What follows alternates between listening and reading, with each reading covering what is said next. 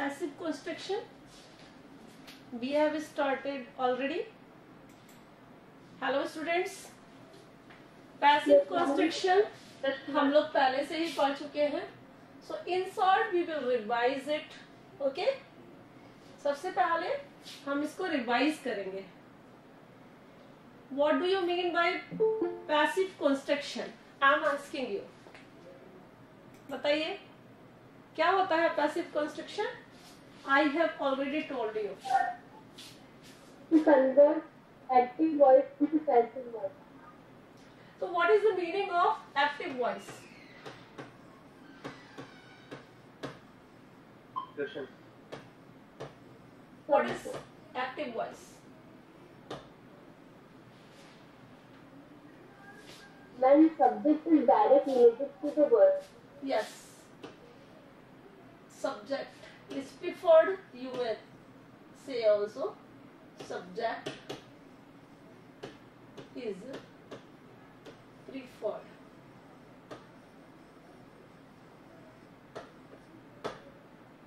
ये इसमें preferred, prefer, P-R-F-E-R-R-E-D, preferred. Okay? तो जब सब्जेक्ट को प्रेफरेंस मिलती है और the work is direct related with the work, then it is called active voice. Can you give an example of active voice? Can you give an example of active voice? She is doing her work.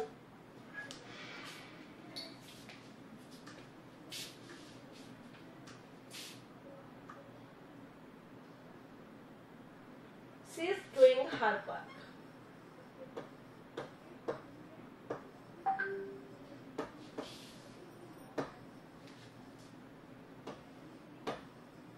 Okay.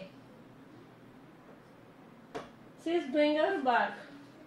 Here is the relation between she and doing. Okay. Direct connection is there. She is doing her work. वह अपना work कर रही है. And what is passive voice? When object is preferred. Yes, simply क्योंकि इसका definition मैंने already आपको दिया हुआ है, then इसलिए इतना ही sufficient है. इसका कोई definition नहीं आता है, change करने के लिए आता है. That is why इसकी need नहीं है इतना, है ना? तो when object is preferred. Okay?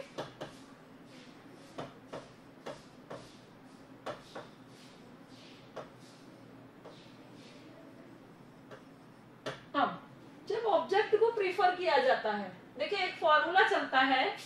वैसे हम डबल एफ भी लिख सकते हैं. देखो बच्चों, हमने डबल एफ लिखा था लेकिन मैंने हटा दिया क्योंकि कई बार क्या होता है कि आप लोग स्पेलिंग मैच करते हो, फिर कहते हो कि स्पेलिंग इनकरेक्ट हो गई. ऐसा नहीं होता.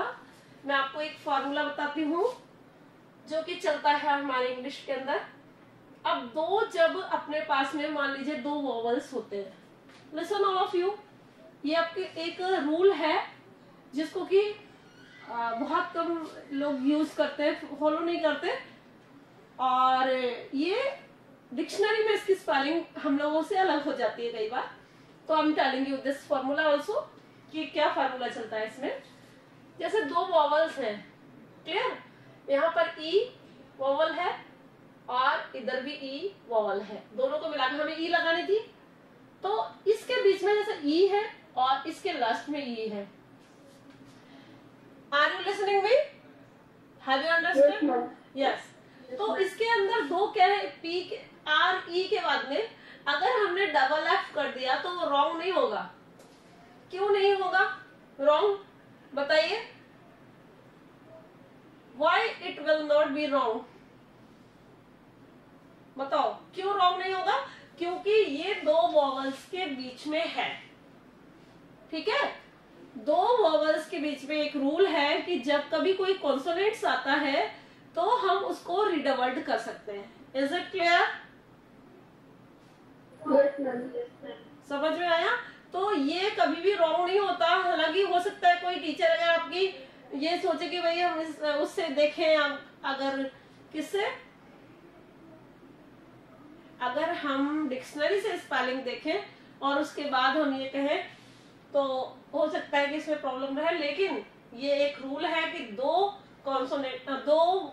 वॉवल्स के बीच में जब कभी भी एक कॉन्सोनेंट आता है तो उसको हम रिडबल्ड कर सकते हैं। Clear to you? हाँ, अब आगे।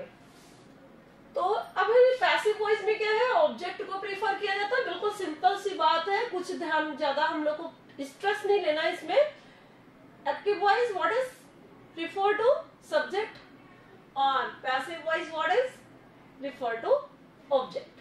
okay? तो ऑब्जेक्ट को प्रीफर किया जाता है इसमें। अब इसको हमें किसमें चेंज करना पड़ेगा इस सेंटेंस को? पैसिव वॉइस में। What is it? Active voice. Now we will change it into passive voice. बताइए किस तरह से करेंगे? Work is done by her. एक मिनट, एयर इज पहली बात तो ये सेंटेंस जो है इसका नीड नहीं था हमको हर का यहाँ पर, लेकिन फिर भी अगर ऐसा सेंटेंस मिल जाएगा तो कोई प्रॉब्लम नहीं है। हमें यहाँ से स्टार्ट करना है, इसमें डबल ऑब्जेक्ट हो गया। अब हमें किस तरह से इसका सेंटेंस को बनाना होगा? यहाँ से हम या तो हम हर वर्क इज डन ऐसे भी लिख सकते हैं, या फिर आप दूसरा तरीका work is done by her. Okay, is it clear? Work is done by her. Okay, या फिर secondly you may do her work is, being नहीं यूज किया, वर्क इज बीइंग, क्योंकि कंटिन्यूअस है ये। आपको भी कंटिन्यूअस नहीं पढ़ा है? कंटिन्यूअस नहीं हुआ अभी आपके? तो मैं आपको याद नहीं रहते हैं ना आप लोगों को, और दूसरे को और कंफ्यूज कर दोगे। ये कंटिन्यूअस टेंस है, verb first form plus ING. Okay, तो आपको पता है ना कंटिन्यूअस टेंस है, तो इसलिए work is being done by her. Okay, अब इसमें भी her work is being done. Okay, क्योंकि देखिए कंटिन्यूअस है तो हमें ये रूल तो याद रखना ही पड़ेगा कि बीइंग का यूज होगा। ओके, ये किस तरह का सेंटेंस है? डबल ऑब्जेक्ट वाला। मैंने भी डबल ऑब्जेक्ट वाले सेंटेंसेस आपको नहीं कराया है, लेकिन आपने बता दिया तो कोई दिक्कत नहीं है मुझे। आई एम टेलिंग यू, इस तरीके से आपको ये करना होगा। Is it clear? सबको समझ में आ गया है? नव्या? ओके, नाउ अब इसमें से आपको कोई प्रॉब्लम नहीं होनी चाहिए। इस तरह के सेंटेंसेस भी आएंगे, और आपने देख लिया इसमें बीइंग की रीड है, इसलिए यहाँ पर बीइंग यूज किया है। Work is being done by her, and second time her work is being done. Okay,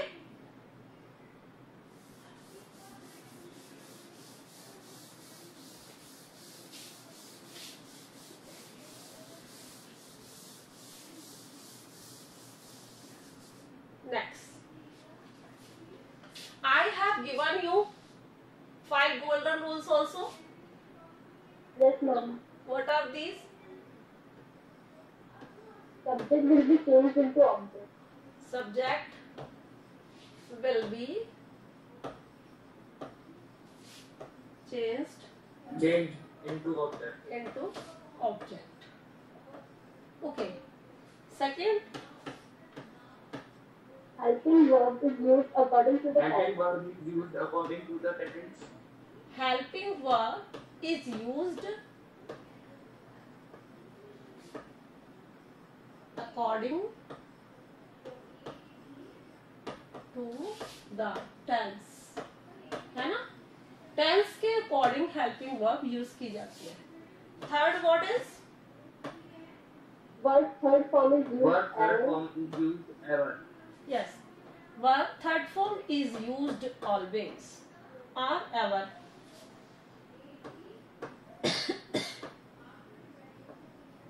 third form.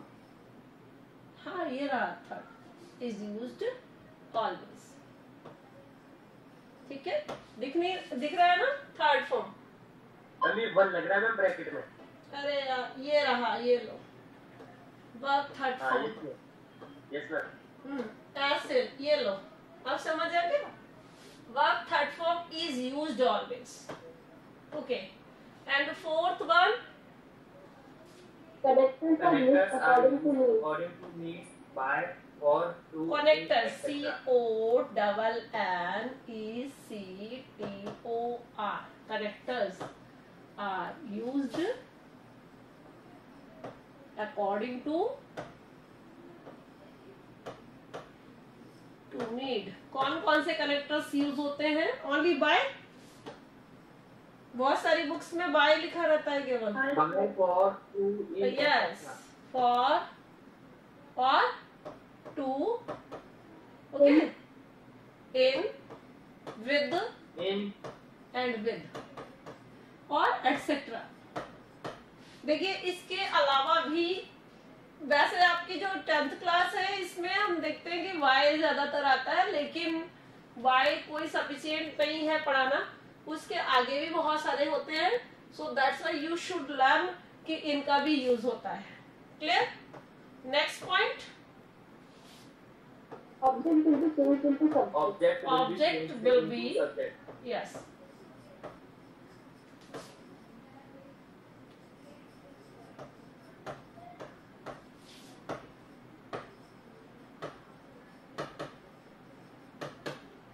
Okay, so these are the 5 golden rules we ever used to change active voice into passive voice. Okay, आपको पता है कि हम सारे तो active voice की sentence नहीं लिख सकते और सारे पैसिव वॉइस के नहीं. एक्टिव वॉइस के सेंटेंस ज्यादा यूज नहीं होते हैं. हमारे जो सर थे, प्रोफेसर सर, फाइनल ईयर में सर गुप्ता सर, वो हमको हमेशा कहा करते थे कि जब आपने लिटरेचर ऑप्ट किया है तो आपको एटलीस्ट इतना तो आना चाहिए, मतलब कि हमेशा आपको ऑलमोस्ट पैसिव वॉइस के सेंटेंसेस बनाने पड़ते हैं जब आपको बहुत ज्यादा लिखना होता है. आप इंग्लिश के अंदर ऑलमोस्ट सेंटेंसेस आप जब बनाने चलते हैं तो आप पैसिव वॉइस के सेंटेंस ही बनाते हैं ऑलमोस्ट. एक्टिव वॉइस के बहुत कम सेंटेंस यूज करते हैं हम. जैसे कैरेक्टर स्केच है तो उसमें फिर भी एक्टिव वॉइस के सेंटेंसेस यूज कर लेंगे, लेकिन ऑलमोस्ट जब स्टोरी टाइप आंसर्स हमको लिखने होते हैं तो उनमें हमें पैसिव वॉइस जो है वो ऑलमोस्ट यूज करनी होती है. और अभी क्लास छोड़ के जो लोग जा रहे हैं तो आई थिंक उनको इंग्लिश में बहुत कुछ आता है और वो ऑलवेज क्लास को इग्नोर करके चले जाते हैं ना. Have you used all these things? Have you written? Yes, madam. जितने भी बच्चे अगर पहले से देखिए, जो तो पहले का लिखा हुआ है तो ठीक है, और नहीं लिखा हुआ है उनके लिए ही मैं लिखा रही हूँ. So they should write. Okay, Yes, ma'am. ठीक है.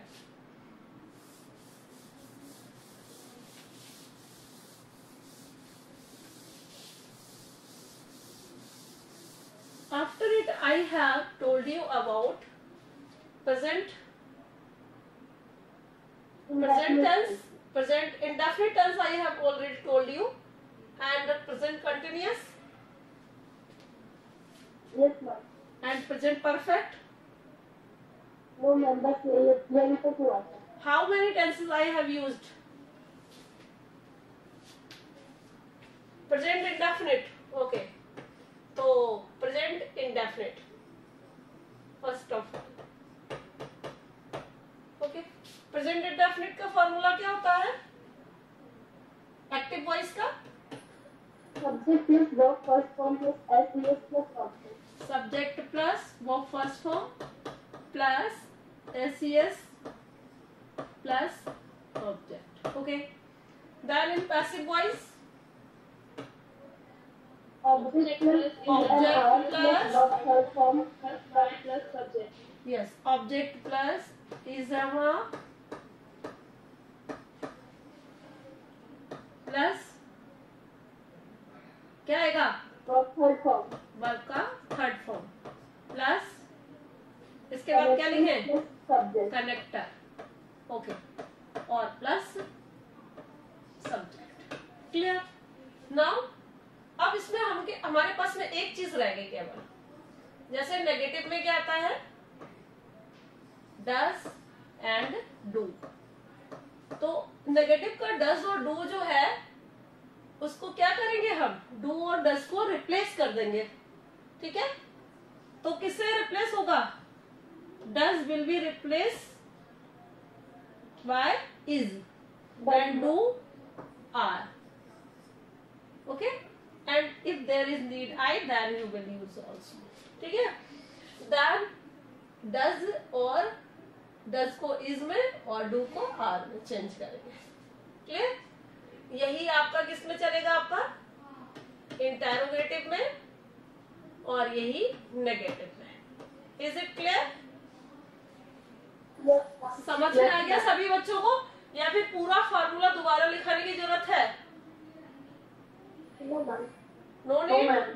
हाँ, क्योंकि आपको इतना समझ में खुद आ जाना चाहिए कि डू और डज के बाद में नॉट आता है नेगेटिव में, और इंटेरोगेटिव में क्या आता है? Question mark. ये दोनों चीजें आपको बताई हैं। तो डज को रिप्लेस करने के लिए सिर्फ ये बताना जरूरी था कि डज को इससे रिप्लेस किया जाता है और डू को आर से। क्लियर? और अगर आई के लिए यूज किया गया है तो एम आ जाएगा। ठीक है, जैसे आई डू लिखा है तो इसके लिए हम कई बार क्या करेंगे? एम का यूज भी करेंगे। Clear? Can you give an example?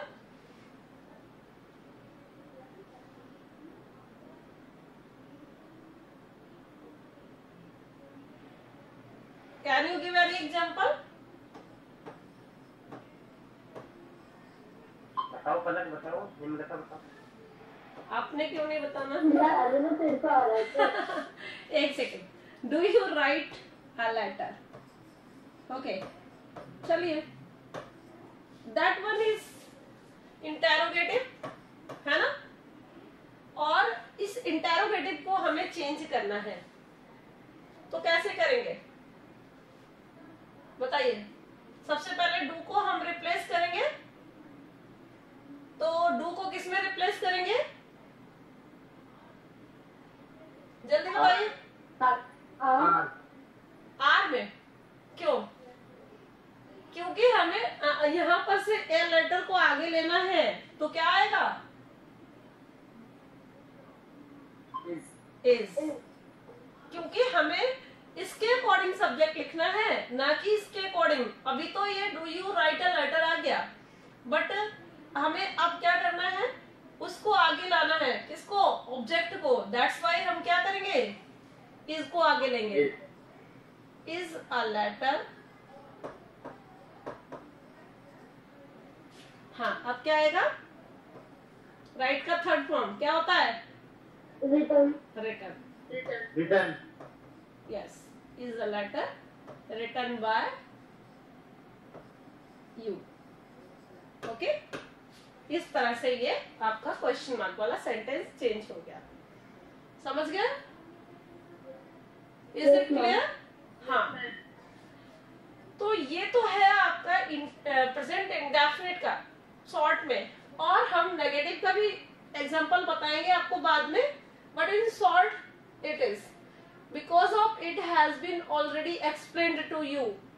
पहले से ही मैंने बता दिया था, but second time we want to revise also, that's why I told you. Okay?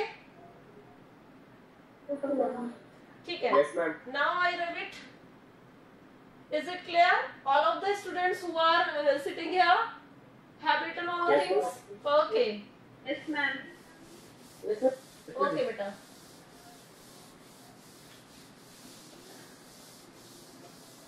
Then present indefinite is completed. After it, present continuous have you written or not? Yes, ma'am. Okay. Present continuous. What was there in present continuous? Active voice. Subject plus is MR plus verb first form plus ing plus object. Subject plus is MR plus verb first form plus ing plus object. And what will be there in passive voice? Jaldi bolo. Object plus MR plus being plus verb third form plus Yes. connector plus subject. Is MR plus being plus verb third form plus connector and after it plus subject. Subject. Yes. So, can you give any example?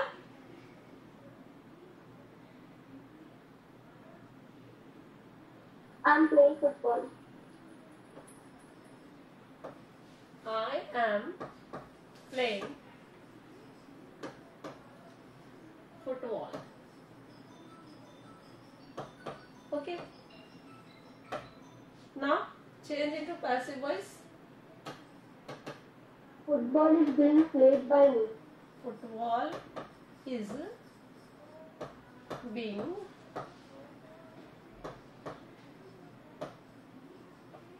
played by me. Okay. This one is the passive voice and this one is the active voice. Is it clear? Is it clear to you? Okay.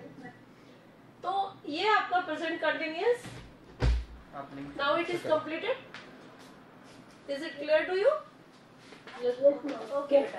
Then negative is simple. Not will be used there. And interrogative is also very simple. So ism are is used in the interrogative में. Ism are is used in the starting. Okay.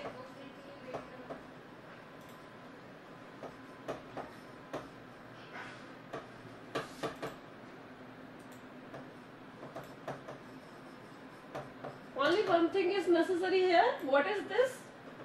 क्या चीज बहुत जरूरी है इसके अंदर? Being. Being is used. Yes, being. This one is very necessary. You will use it because of if you will not use being, then it will be incorrect. Okay? Yes, ma'am. Now, have you written all of you? Yes, sir. Yes, ma'am. Okay. May I have it? Yes, ma'am. Okay. Next thing I want to tell you, perfect tense. Present perfect tense. Am I given this also? Am I given No, this no, also? no, no. Okay. Then perfect tense. Present perfect tense.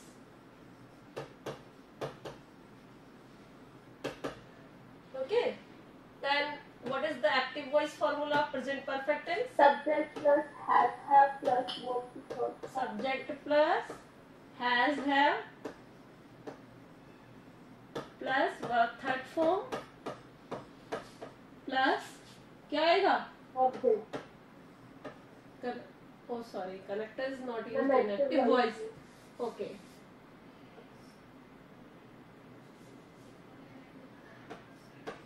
Plus object. Okay. In passive voice, object plus has have plus be plus verb third form plus connector plus subject. Okay? Have you written this? Yes, ma'am. Yes, ma'am.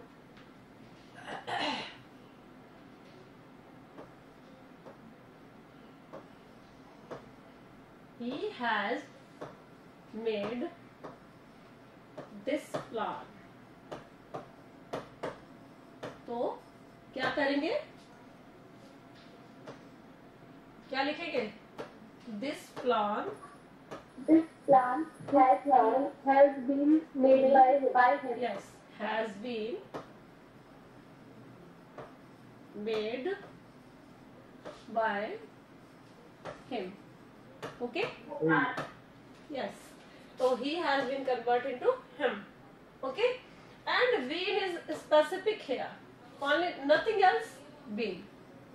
बाकी सब कुछ as it is होगा, केवल एक ही चीज है जो कि आपको मतलब कि स्पेशली इसमें यूज करनी होती है. What is it? When. Okay, Okay, ma'am. हाँ जी. तो अभी इसमें नॉट में भी वही चीज आ जाएगी, हैज नॉट बीन. और इसी तरीके से अगर आप हैज मतलब only been is used. Can you give any example of interrogative?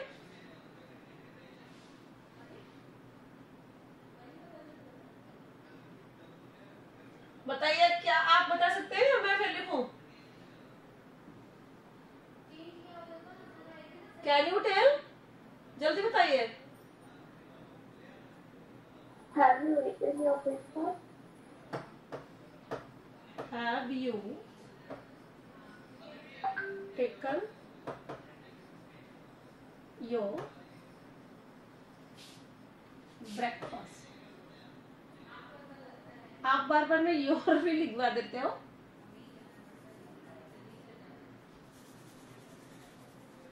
Have you taken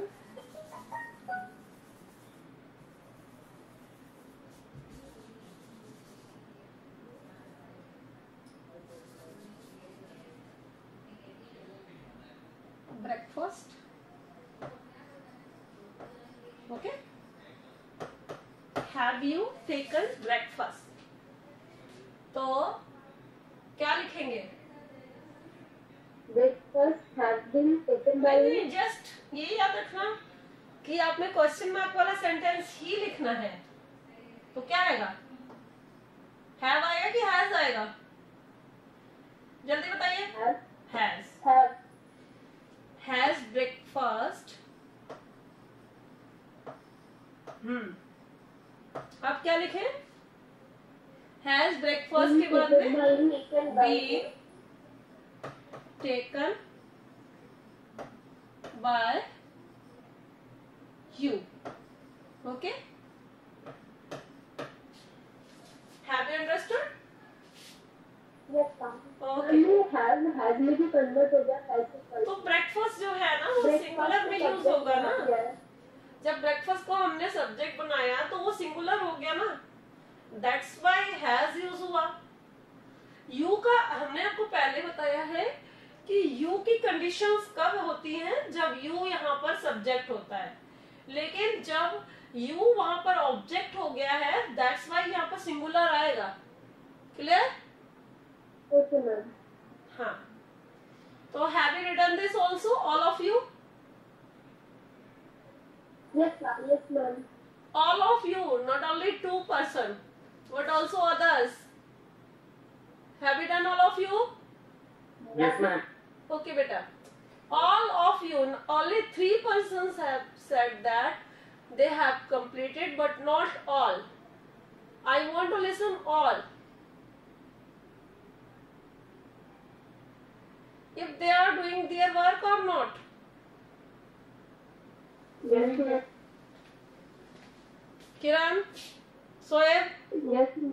Neha, you should all write all the things. Okay? All are Yes. important for me. All are important for me. Okay?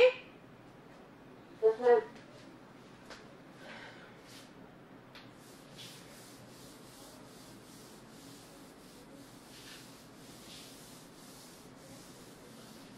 Now, next thing, perfect continuous will not be used. Okay? Only we will do present indefinite, continuous and present perfect. Okay? Present perfect continuous is not used. Okay. Okay, ma'am. Okay, ma'am. So